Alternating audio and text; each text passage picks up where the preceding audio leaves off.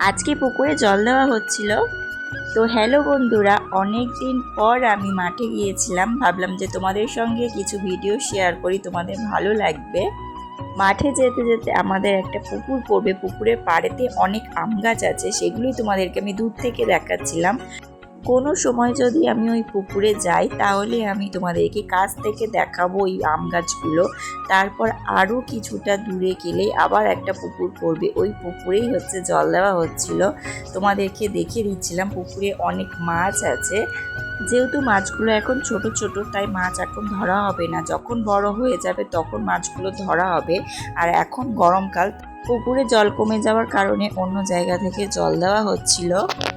তারপর কিছুক্ষণ বসে থেকে তারপর বাড়ি ফিরে আসছিলাম।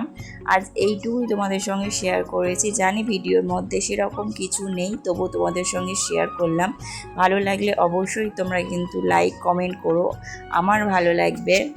আজকের মতো ভিডিও এই পর্যন্ত। নেক্সট ভিডিও খুব তাড়াতাড়ি আসছে, আবার তোমাদের সঙ্গে দেখা হবে। Tata, bye bye.